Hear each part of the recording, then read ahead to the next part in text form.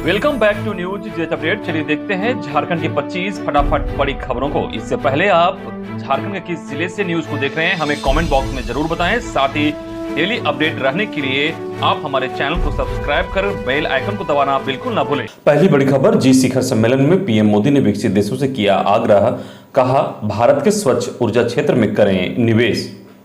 साथ ही G7 शिखर सम्मेलन में पीएम मोदी ने उठाए ये मुद्दे।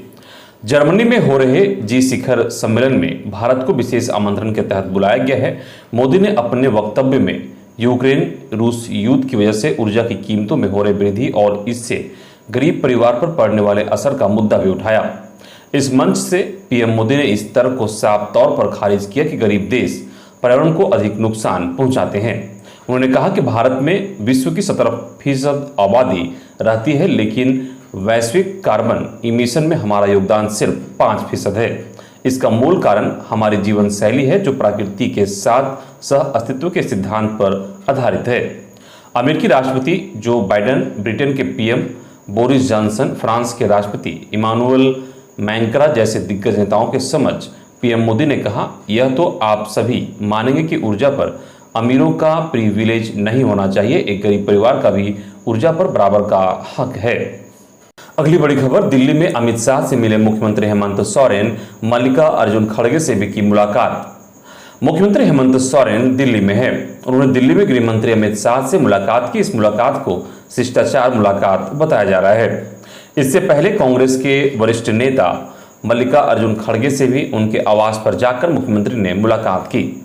मुख्यमंत्री सोमवार को ही विशेष विमान से दिल्ली गए हैं। झामुमो सूत्रों का कहना है कि झारखंड से जुड़े कई ऐसे मुद्दे हैं जिससे उनको अवगत कराया जाना है। संभावना जताई जा रही है कि एनडीए की तरफ से राष्ट्रपति पद की उम्मीदवार द्रौपदी मुर्मू के पक्ष में पार्टी का स्टैंड भी क्लियर कर सकते हैं। दूसरी खास यह भी बात बताया जा रहा है कि 28 जून को ऑफिस ऑफ प्रॉफिट मामले में सीएम की तरफ से चुनाव आयोग में पक्ष रखा जाना है।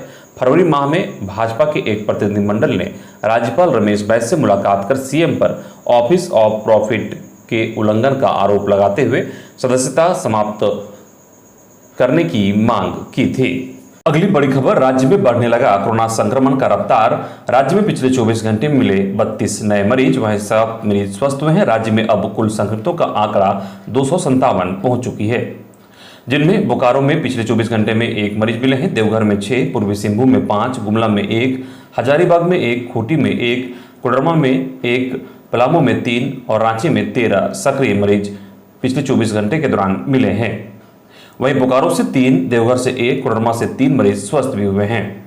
अगली बड़ी खबर की बात करें तो 29 जुलाई से शुरू होगा झारखंड विधानसभा का मानसून सत्र, जल्द होगी औपचारिक घोषणा। झारखंड विधानसभा का मानसून सत्र 29 जुलाई से शुरू होने की संभावना है। अगस्त के पहले सप्ताह तक इस सत्र का आयोजन किया जाएगा। संसदीय कार्य मंत्री आलमगीर आलम ने इसकी जानकारी देते हुए कहा कि 5 से 6 दिनों का कार्य दिवस होने की संभावना है, जिसमें सरकार की तरफ से कई महत्वपूर्ण विधायी कार्य किए जाएंगे। राज्य सरकार द्वारा जल्द ही इसकी औपचारिक रूप से घोषणा की जाएगी। अगली बड़ी खबर, राहुल गांधी को झारखंड हाईकोर्ट से राहत जारी, जवाब देने के लिए 15 जुलाई तक का मिला समय। राहुल गांधी से जुड़े एक मामले में झारखंड हाईकोर्ट में सुनवाई हुई, जिसमें राहुल गांधी की ओर से जवाब देने के लिए समय की मांग की गई। अदालत ने उनके आग्रह को स्वीकार करते हुए जवाब पेश करने के लिए 15 जुलाई तक का समय दिया है। अगली सुनवाई 15 जुलाई को होगी। पूर्व में हाईकोर्ट ने निचली अदालत द्वारा राहुल गांधी के खिलाफ जारी वारंट पर रोक लगाते हुए उन्हें राहत दी थी, उसे अगले आदेश तक के लिए बढ़ा दिया गया है। अगली बड़ी खबर, 1 जुलाई से देश में सिंगल यूज प्लास्टिक पर बैन, झारखंड में शुरू हुई सख्ती। पूरे देश में 1 जुलाई से सिंगल यूज प्लास्टिक पर पूरी तरह से रोक लगा दी गई है। इसको लेकर झारखंड में भी सख्ती शुरू हो गई है। झारखंड राज्य प्रदूषण नियंत्रण बोर्ड की ओर से पिछले दिनों आदेश जारी करते हुए यह हिदायत दी गई है कि जिन लोगों को प्लास्टिक का उपयोग करते समय देखा जाएगा, उन पर कानूनी कार्रवाई की जाएगी। केंद्र सरकार की ओर से जारी आदेश के बाद राज्य नियंत्रण प्रदूषण बोर्ड ने नगर निगम की टीम और जिला प्रशासन के लोगों को निर्देश दिया है कि 1 जुलाई 2022 के बाद से प्लास्टिक से बने सामानों के उपयोग पर रोक लगाने के लिए अभियान चलाया जाए, जिसमें लोगों को जागरूक भी किया जाएगा और जरूरत पड़ने पर दंड भी लगाए जाएंगे। अगली बड़ी खबर, झारखंड में 8वीं बोर्ड की परीक्षा आज से। झारखंड में सरकारी स्कूलों की 8वीं की बोर्ड की परीक्षा आज से शुरू हो रही है। इसे लेकर जैक द्वारा पूरी तैयारी कर ली गई है। परीक्षा सामग्री जिलों को भी भेज दिया गया है। परीक्षा को लेकर राज्य भर में 3200 केंद्र बनाए गए हैं। परीक्षा में 15,000 स्कूल के लगभग 6 लाख परीक्षार्थी शामिल हो रहे हैं। परीक्षा 11 जुलाई तक चलेगी। 8वीं बोर्ड की परीक्षा बता दें कि 2 चरण में हो रही है। प्रथम चरण की परीक्षा OMR सीट पर हुई थी, वहीं दूसरे चरण की परीक्षा लिखित ली जाएगी, जिसके लिए परीक्षा उत्तर पुस्तिका में ली जाएगी। प्रश्न पत्र पढ़ने के लिए भी विद्यार्थियों को 15 मिनट का अतिरिक्त समय दिया जाएगा। अगली बड़ी खबर, झारखंड के 12वीं कॉमर्स और आर्ट्स के रिजल्ट आज हो सकते हैं जारी। झारखंड बोर्ड के 12वीं आर्ट्स और कॉमर्स का नतीजे आज जारी हो सकते हैं। करीबी सूत्रों के अनुसार झारखंड एकेडमिक काउंसिल ने कॉपियों का मूल्यांकन पूरा कर लिया है और छात्रों के अंकों को साइट पर अपलोड करने की प्रक्रिया भी पूरी हो गई है। आप झारखंड के आधिकारिक वेबसाइट jack.jharkhand.gov.in या jackresults.com पर जाकर आप अपने रिजल्ट्स को देख सकते हैं। रिजल्ट जारी होने के बाद 10 से 15 दिनों के भीतर छात्रों को ओरिजिनल मार्कशीट संबंधित स्कूल में उपलब्ध करवा दी जाएगी। छात्र अपने स्कूल से ओरिजिनल मार्कशीट व ट्रांसफर सर्टिफिकेट कलेक्ट कर सकेंगे। अगली बड़ी खबर, झारखंड सरकार का बड़ा फैसला, स्नातकोत्तर उत्तीर्ण हाई स्कूल शिक्षकों को ही मिलेगी प्रवर्तन वेतनमान में प्रोन्नति। स्कूली शिक्षा एवं साक्षरता विभाग ने माध्यमिक विद्यालयों के स्नातक प्रशिक्षित वरीय वेतनमान प्राप्त शिक्षकों की प्रवर वेतनमान में प्रोन्नति को लेकर स्पष्ट आदेश जारी कर दिया है।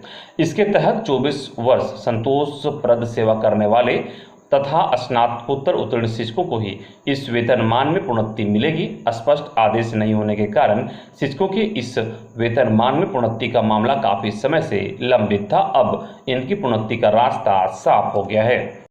अगली बड़ी खबर, मुख्यमंत्री हेमंत सोरेन के पत्थर खनन लीज आवंटन मामले में भारत निर्वाचन आयोग आज सुनवाई करेगा। मुख्यमंत्री हेमंत सोरेन इस दौरान आयोग के समक्ष उपस्थित होकर या अपने अधिवक्ता के माध्यम से अपना पक्ष रखेंगे। इससे पहले 3 बार हेमंत सोरेन के आग्रह पर निर्वाचन आयोग ने सुनवाई की तिथि आगे बढ़ाई थी। राज्यसभा चुनाव में व्यस्तता और अपने अधिवक्ता की तबियत खराब रहने का हवाला देकर मुख्यमंत्री हेमंत सोरेन ने निर्वाचन आयोग से अतिरिक्त समय की गुहार लगाई थी। इधर शुभेंदु अधिकारी का बड़ा दावा, कहा हेमंत सोरेन की सरकार गिरेगी। पश्चिम बंगाल के मुख्यमंत्री ममता बनर्जी के धूर विरोधी और भाजपा के बड़े नेता शुभेंदु अधिकारी ने कहा कि महाराष्ट्र के बाद झारखंड की बारी है। उन्होंने निकट भविष्य में महाराष्ट्र के मुख्यमंत्री उद्धव ठाकरे की अगुवाई वाले महाविकास आघाड़ी सरकार जैसा हश्र झारखंड की हेमंत सोरेन सरकार के होने का दावा किया है। भाजपा नेता ने कहा कि जिस तरह के हालात महाराष्ट्र में बने हैं, ठीक उसी तरह से झारखंड में भी झामुमो कांग्रेस राजद की गठबंधन सरकार का गिरना तय है। शुभेंदु अधिकारी ने कुछ बिहार में एक रैली को संबोधित करते हुए कहा कि महाराष्ट्र के बाद झारखंड, फिर राजस्थान और उसके बाद पश्चिम बंगाल की बारी है।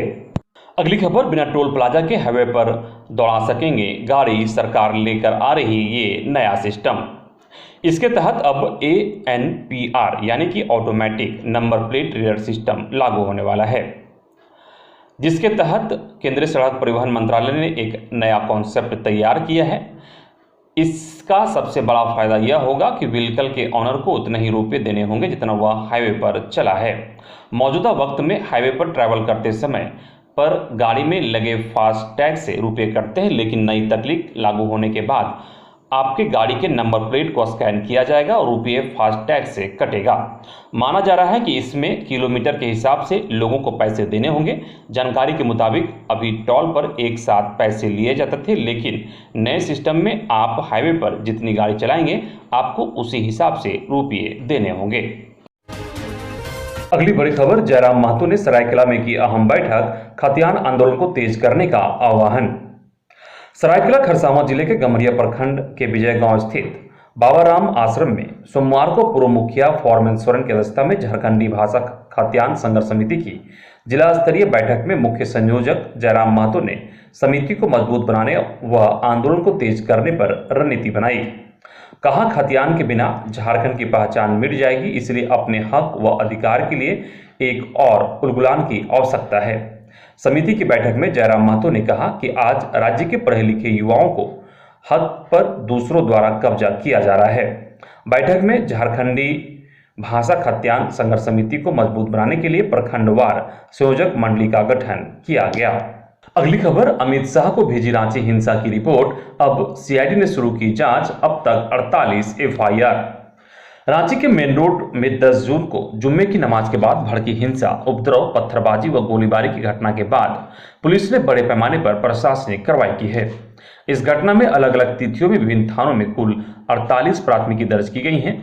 यह किसी एक घटना में अब तक की सर्वाधिक प्राथमिकी है। इससे संबंधित रिपोर्ट पुलिस मुख्यालय ने तैयार कर लिया है, जिससे केंद्रीय गृह मंत्रालय को अवगत कराया जाएगा। रांची हिंसा के दौरान मेन रोड बहुवाल की घटना में 2 युवकों की जान चली गई थी, जबकि 2 दर्जन से अधिक जख्मी हुए थे। इस घटना में पुलिस प्रशासन के अलावा उपद्रव में शामिल दूसरे पक्ष के लोगों ने भी प्राथमिकी दर्ज कराई है। अगली बड़ी खबर, झारखंड में 2000 शिक्षकों का जबरन तबादला, हेमंत सरकार के आदेश से विभाग में हड़कंप। झारखंड के 1316 सरकारी स्कूलों में आवश्यकता से अधिक शिक्षक पदस्थापित हैं। वहां बच्चों की संख्या कम है, लेकिन शिक्षक अधिक कार्यरत हैं। इन स्कूलों में स्वीकृत पदों से भी अधिक शिक्षक पदस्थापित हैं। इनमें से अधिसंख्य शहरी क्षेत्रों के स्कूल है, जहां शिक्षक अपनी सुविधा के अनुसार पदस्थापित हो गए हैं। दूसरी तरफ राज्य में हजारों ऐसे स्कूल हैं जो 1 या 2 शिक्षकों के भरोसे चल रहे हैं। कई स्कूल ऐसे हैं जहां सभी विषयों के भी शिक्षक नहीं हैं। अब राज्य सरकार ने उन स्कूलों के शिक्षकों को कम शिक्षक की संख्या वाले स्कूलों में भेजने का निर्णय लिया है, जिनमें आवश्यकता से अधिक शिक्षक पदस्थापित है। UDAS+ के आंकड़ों के अनुसार राज्य में 1316 स्कूल ऐसे हैं जहां सरप्लस शिक्षक कार्यरत हैं। ऐसे शिक्षकों की संख्या 1902 है। हालांकि यह संख्या अधिक होने की उम्मीद है। जो भी हो, अब इन शिक्षकों को दूसरे स्कूलों में स्थानांतरित किया जाएगा। स्थानांतरण की प्रक्रिया शुरू हो चुकी है, जो नवंबर-दिसंबर माह में पूरी हो जाएगी। इधर हेमंत कैबिनेट में चाहिए एक और मंत्री पद, मांडर जीतते ही कांग्रेस ने ठोका दावा। झारखंड में कांग्रेस के विधायकों की संख्या में इजाफा होने के साथ ही पार्टी आखिरी मंत्री पद के लिए दबाव बनाने की तैयारियों में जुट गई है। सरकार में शामिल होने के बाद कई ऐसे मौके आए हैं जब कांग्रेस की मांग को झामुमो ने नकार दिया है, लेकिन इस बार कांग्रेसी कुछ अधिक गंभीरता से प्रयास कर रहे हैं। माना जा रहा है कि एक पद और मिला तो पार्टी किसी महिला विधायक का नाम इसके लिए आगे करेगी। पार्टी में 6 महिला विधायकों में से किसी एक का नाम आगे बढ़ाने की तैयारी है। शीघ्र ही समन्वय समिति की बैठक में इस मुद्दे पर चर्चा होगी। सदन में अधिकृत तौर पर कांग्रेस विधायकों की संख्या अब 17 हो गई है। प्रदीप यादव को भी अभी तक विधानसभा में कांग्रेस की मान्यता नहीं मिली है। अगली बड़ी खबर, नागरिक अधिकारों पर बढ़ते हमलों के खिलाफ राजभवन के समक्ष विरोध प्रदर्शन। भाकपा माले के राष्ट्रीय महासचिव दीपंकर भट्टाचार्य ने कहा कि जाकिया जाफरी के मामले में सर्वोच्च न्यायालय का फैसला आने के अगले ही दिन सामाजिक कार्यकर्ता तीस्ता सितलवार की गिरफ्तारी बेहद दुर्भाग्यपूर्ण है। सांप्रदायिकता विरोधी अभियानों में अपनी सक्रियता और 2002 के गुजरात दंगों के पीड़ितों को न्याय दिलाने की लड़ाई लड़ने के लिए तीस्ता सितलवार की पहचान और प्रतिष्ठा राष्ट्रीय अंतर्राष्ट्रीय स्तर पर है। उनकी गिरफ्तारी ऐसे मुद्दों पर सक्रिय व्यक्तियों और संगठनों के लिए एक चेतावनी की तरह है। हम नागरिक समाज और वामदलों की ओर से इस गिरफ्तारी की निंदा करते हैं। वे आज राजभवन में नागरिक अधिकारों पर बढ़ते हमलों के खिलाफ राजभवन में विरोध सभा का आयोजन किया गया। विरोध सभा को संबोधित करते हुए भाकपा के राज्य सचिव प्रकाश विप्लव ने कहा कि यह आश्चर्यजनक है कि सर्वोच्च न्यायालय के फैसले में यह कहे जाने के तुरंत बाद कि इस मामले की प्रक्रिया का दुरुपयोग हुआ है और इसमें संलिप्त सभी लोगों को कटघरे में खड़ा करने और कानून के अनुसार उन पर कार्रवाई करने की जरूरत है। अगली खबर, धनबाद के इंजीनियरों ने बनाई कमाल की डिवाइस, इस्तेमाल से कम होंगे सड़क हादसे। शराब पीकर ड्राइविंग करने की वजह से सड़क हादसे आम है। धनबाद के 3 इंजीनियर ने इन समस्या का नया हल ढूंढ निकाला है। उन्होंने ऐसी तकनीक की खोज की है जो न सिर्फ शराबियों को गाड़ी ड्राइव करने से रोकेगी, बल्कि सड़क हादसों में होने वाली मौतों पर भी विराम लगाने में कारगर साबित होगी। कोल इंडिया की अनुषंगी company Bharat coking coal limited में काम करने वाले इंजीनियर अजित यादव ने अपने 2 दोस्तों के साथ मिलकर एक डिवाइस तैयार किया है, जिसका नाम है सेफ्टी सिस्टम अगेंस्ट अल्कोहल इन व्हीकल। ये सिस्टम गाड़ी की ड्राइविंग सीट के सामने लगाया जा सकता है। यह डिवाइस ड्राइविंग सीट पर बैठने वाले शख्स की सांस को सेंसर के जरिए पकड़ लेती है। यदि किसी व्यक्ति ने शराब पी रखी है तो डिवाइस गाड़ी को स्टार्ट ही नहीं होने देगी, और यदि गाड़ी का इंजन पहले से स्टार्ट हो और इसके बाद ड्राइविंग सीट पर कोई व्यक्ति शराब पीकर बैठता हो तो इंजन खुद ब खुद बंद हो जाएगा। गाड़ी में लगा सेंसर सांस के जरिए शराबियों को पहचान लेगा और फिर गाड़ी का इंजन काम करना बंद कर देगा। अगली बड़ी खबर, झारखंड कांग्रेस का प्रदेशव्यापी प्रदर्शन, केंद्र के खिलाफ धरने पर बैठे मंत्री। केंद्र सरकार की सेना में बहाली की नई योजना के खिलाफ झारखंड कांग्रेस मुखर है। इसको लेकर पार्टी नेताओं ने राज्य में प्रदर्शन किया और कई मंत्री विधायक अग्निपथ योजना का विरोध करते हुए विभिन्न जिला मुख्यालय में धरना पर बैठे। राज्य के स्वास्थ्य मंत्री बन्ना गुप्ता जिला कमेटी और कार्यकर्ताओं के साथ जिला उपायुक्त कार्यालय के समक्ष धरना पर बैठे। स्वास्थ्य मंत्री बन्ना गुप्ता ने कहा कि सेना में ठेकेदारी प्रथा के जरिए युवाओं की भर्ती कर सरकार उनका मनोबल तोड़ने का काम कर रही है। असली मुद्दे को दबाकर नॉन इश्यू को लाया जा रहा है, जिसे कांग्रेस बर्दाश्त नहीं करेगी। स्वास्थ्य मंत्री बन्ना गुप्ता ने कहा कि जिस तरह किसान काला कानून को सरकार ने वापस लिया, उसी तरह अग्निपथ योजना को भी वापस लेना होगा। वहीं पाकुड़ में भी अग्निपथ योजना के खिलाफ पाकुड़ जिला मुख्यालय के सिद्धू कानू मुर्मू पार्क के पास सत्याग्रह कार्यक्रम का आयोजन कांग्रेस कमेटी के द्वारा किया गया, जिसमें राज्य के ग्रामीण विकास मंत्री सह कांग्रेस विधायक आलमगीर आलम ने हिस्सा लिया। अगली बड़ी खबर, दुमका में मुख्यमंत्री हेमंत सोरेन का पुतला दहन होते ही शुरू हुआ पूजा स्थल का सौंदर्यीकरण, ग्रामीणों में खुशी की लहर। क्या झारखंड की जनता को अब मांग पूरा करवाने को लेकर मुख्यमंत्री हेमंत सोरेन का पुतला दहन करना होगा? कुछ ऐसा ही दुमका में देखने को मिला है। रविवार को मुख्यमंत्री हेमंत सोरेन, जेएमएम सुप्रीमो शिबू सोरेन और विधायक बसंत सोरेन का पुतला दहन किया गया और सोमवार से ही ग्रामीणों की मांग को पूरा करते हुए पूजा स्थल के सौंदर्यीकरण का काम शुरू कर दिया गया। दरअसल आंधी की वजह से दुमका में हिजला गांव स्थित संथाल समाज के पूजा स्थल दिसोम मरांग बुरुथान क्षतिग्रस्त हो गया था। इस पूजा स्थल को दुरुस्त करने की मांग की जा रही थी, लेकिन ग्रामीणों की मांग पूरा नहीं किया जा रहा था। इससे नाराज ग्रामीणों ने रविवार को मुख्यमंत्री हेमंत सोरेन, शिबू सोरेन और विधायक बसंत सोरेन का पुतला दहन किया था। अगली बड़ी खबर, यशवंत सिन्हा ने किया नामांकन, कही बड़ी बात। राष्ट्रपति पद के लिए विपक्ष के उम्मीदवार यशवंत सिन्हा ने अपना नामांकन सोमवार को दाखिल कर दिया। यशवंत सिन्हा के नामांकन में कांग्रेस नेता राहुल गांधी, शरद पवार समेत 17 विपक्षी दलों के नेता शामिल हुए।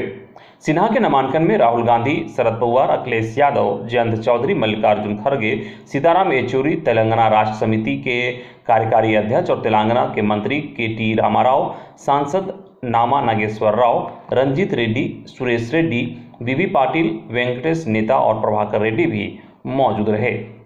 सिन्हा ने इस दौरान कहा कि वह समर्थन के लिए भाजपा में अपने पुराने सहयोगियों से संपर्क करेंगे। उन्होंने संवाददाताओं से बातचीत में राष्ट्रीय जनतांत्रिक गठबंधन की उम्मीदवार द्रौपदी मुर्मू को प्रतीकात्मक राजनीति का हिस्सा करार दिया और कहा कि वह पिछड़े समुदायों के कल्याण के संदर्भ में मोदी सरकार के ट्रैक रिकॉर्ड पर चुनाव लड़ेंगे। सिन्हा ने भाजपा पर निशाना साधते हुए कहा कि प्रधानमंत्री नरेंद्र मोदी के अंतर्गत भाजपा में आंतरिक लोकतंत्र का अभाव है। आइए जानते हैं संक्षिप्त में कुछ विशेष खबरों को। रांची के बेड़ो में नगरी थाना क्षेत्र के बालालौंग निवासी प्रेम सागर सिंह की हत्या के विरोध में लोगों ने जमकर हंगामा किया। बाद में प्रशासन के आश्वासन के बाद ग्रामीणों ने पुलिस को शव ले जाने दिया। इस दौरान करीब 3 घंटे तक लोगों ने सड़क को जाम रखे। इधर गुमला में टांगी से महिला की हत्या, आरोपी पति फरार। गुमला में पति ने पत्नी की हत्या कर दी है। घटना को अंजाम देने के बाद पति फरार बताया जा रहा है। घटना पालकोट प्रखंड के बंगरू गांव की है। घटना की सूचना मिलने के बाद पुलिस पहुंची है और कार्रवाई में जुट गई है। इधर कोडरमा में अर्जुन साव हत्याकांड के आरोपी पुलिसकर्मियों की गिरफ्तारी की मांग को लेकर सड़क पर उतरे। पुलिस ने किया लाठीचार्ज।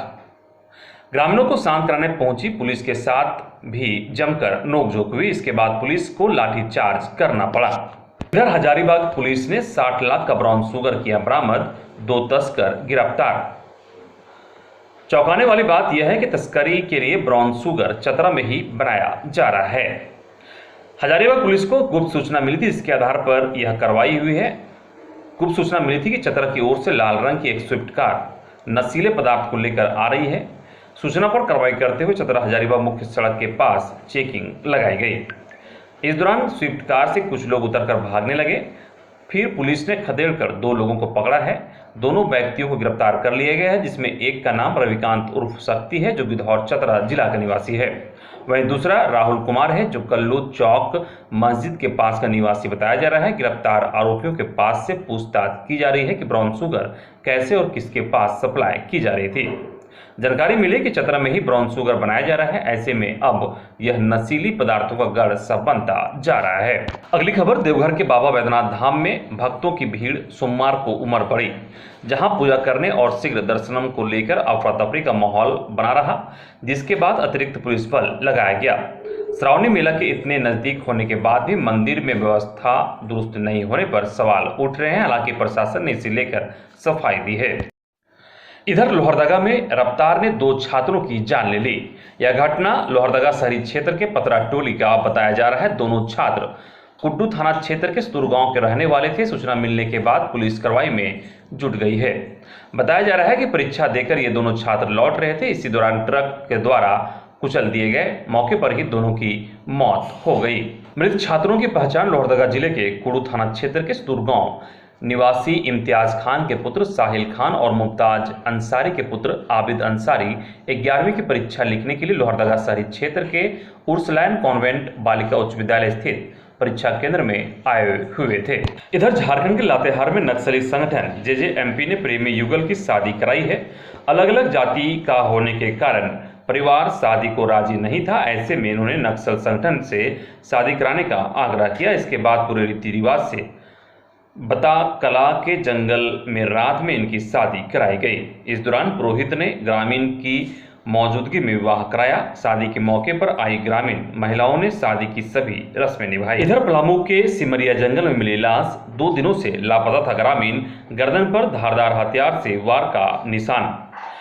खबर पलामू जिले के पिपरा थाना क्षेत्र के जरका सिमरिया जंगल से सोमवार को एक अधेड़ का शव बरामद हुई है। शव की पहचान हरिहरगंज थाना क्षेत्र के ढाप कला गांव निवासी मथुरा यादव के 45 वर्षीय पुत्र विजय यादव के रूप में हुई है। इधर गोड्डा में अस्पतालों के प्रसव वार्ड की एएनएम और नर्स का 3 दिवसीय प्रशिक्षण शुरू।